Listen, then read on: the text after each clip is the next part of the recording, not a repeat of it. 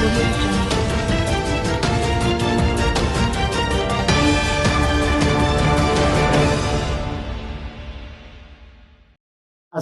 warahmatullahi wabarakatuh. Saudara-saudara sekalian, baru saja kita mendengarkan putusan Mahkamah Konstitusi terkait hasil akhir Pilpres tahun 2024. Putusan ini sebetulnya tidak mengejutkan. Putusan hari ini mengkonfirmasi bahwa kita semua termasuk MK tak kuasa menghentikan laju pelemahan demokrasi di negeri kita tercinta. Sebagai catatan, kami sangat bangga dengan 3 hakim MK yang menyatakan dissenting opinion. Yang saya muliakan Profesor Saldi Isra, Profesor Eni Nurbaningsih, Profesor Arif Hidayat.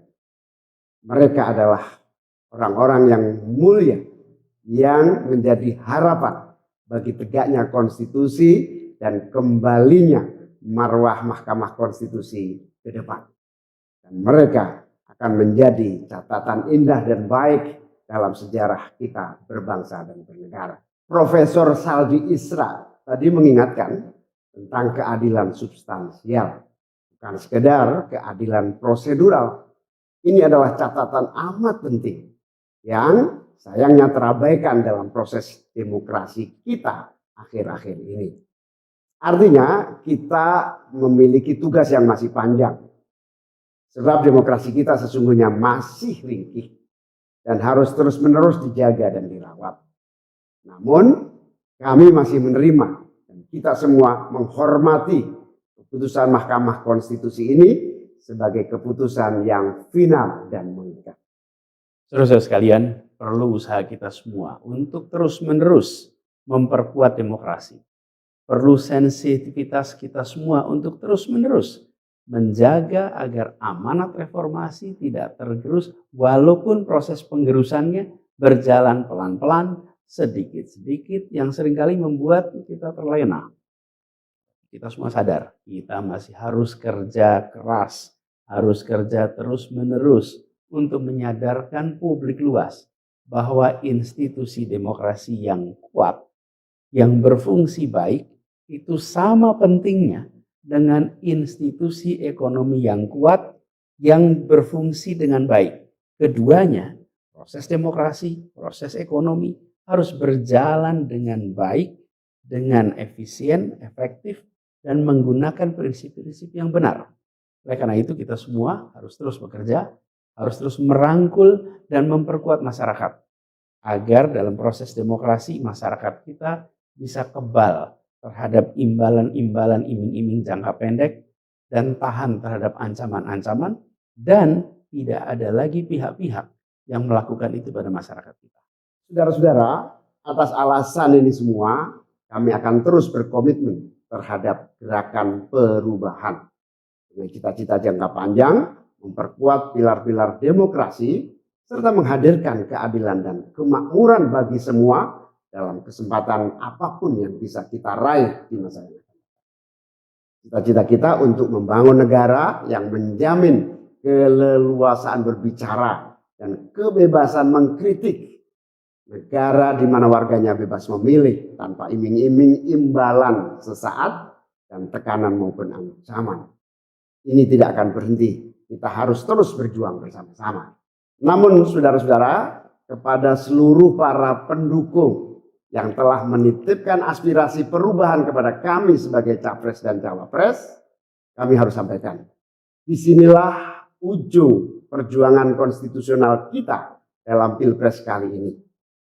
Keputusan MK hari ini menjadi penanda berakhirnya Pilpres tahun 2024. Keputusan MK hari ini menjadi penanda berakhirnya seluruh proses Pilpres 2024.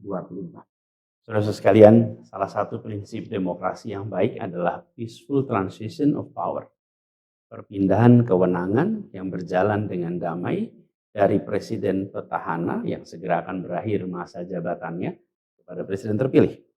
Dengan segala catatan tentang problematiknya proses Pilpres 2024 kali ini, kami berkomitmen untuk menjaga prinsip peaceful transition of power itu. Dan kami memilih untuk menjadi bagian yang terus menjaga, terus membangun mutu demokrasi di Indonesia.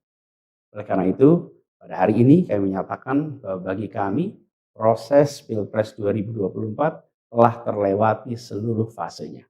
Kami sampaikan kepada Pak Prabowo dan Pak Gibran, selamat menjalankan amanat konstitusi, selamat bekerja menunaikan harapan rakyat yang kini diembankan di atas pundak bapak-bapak berdua. Saya sempat berkali-kali ditanya pendapat pribadi tentang Pak Prabowo. Dan saya jawab, beliau adalah seorang patriot. Hari ini saya terus mempercayai sebagai seorang patriot. Beliau adalah seorang yang telah mengalami pendidikan modern sejak usia belia dan berasal dari keluarga intelektual yang amat terpandang. Maka Pak Prabowo tentu paham bahwa dalam demokrasi yang baik, menerima keberadaan oposisi sebagai partner dalam bernegara, menjaga keseimbangan dan independensi 3 cabang kekuasaan, yaitu eksekutif, legislatif, yudikatif. Lalu menjamin kebebasan media sebagai pilar keempat demokrasi, serta yang tidak kalah penting adalah menjaga kebebasan rakyat di dalam bersuara, di dalam mengungkapkan pendapat, di dalam berserikat berkumpul dalam sebuah proses demokrasi. Dan sebagai seorang patriot didik, saya Prabowo akan mengembalikan dan akan menjaga nilai-nilai demokrasi ini di masa-masa Indonesia ke depan. Saudara-saudara sekalian, dalam kesempatan ini izinkan kami menyampaikan rasa terima kasih sedalam-dalamnya kepada seluruh pihak yang telah membersamai perjuangan kami. Partai pengusung, Partai Nasdem, PKS, PKB, teman-teman Timnas Amin, teman-teman tim hukum nasional, seluruh teman-teman relawan, para ulama, para tokoh-tokoh agama, para pakar dan rekan-rekan media. Semua yang telah ikut berjuang bersama-sama mendukung perubahan. Mengorbankan banyak tenaga, pikiran dan harta demi memperjuangkan aspirasi perubahan. Saya ucapkan terima kasih. Juga pada anak-anak muda yang pada Pilpres kali ini memberi warna baru, membawa pesan optimisme, pesan kreativitas, pesan inovasi, pesan kebaruan. Terima kasih telah menjadikan Pilpres kali ini Pilpres yang menyenangkan, mencerahkan. Yang tidak kalah penting adalah mencerdaskan. Kampanye yang membuat kita mendapatkan perspektif baru tentang apa arah Indonesia ke depan. Dan itu kami berpesan kepada semua, melihat proses yang terjadi.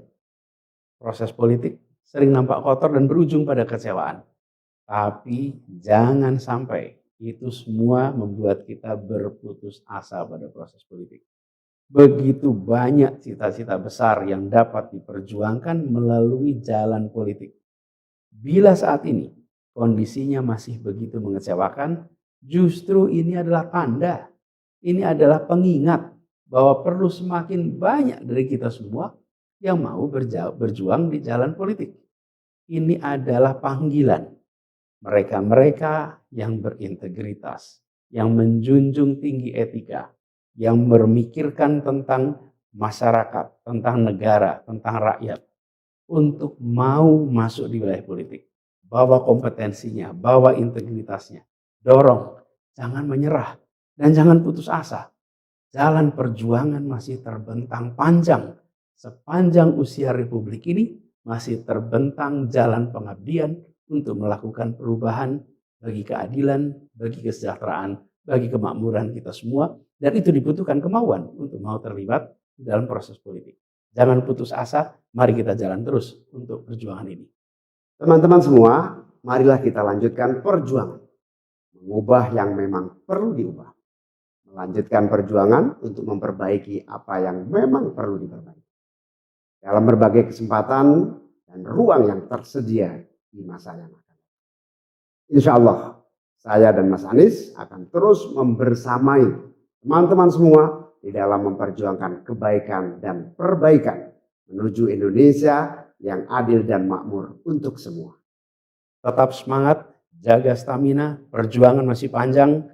Izinkan kami menyampaikan terima kasih. Terima kasih kepada semua. Semoga Allah SWT merahmati negara Republik Indonesia, dan melindungi kita semua. Assalamualaikum warahmatullahi wabarakatuh.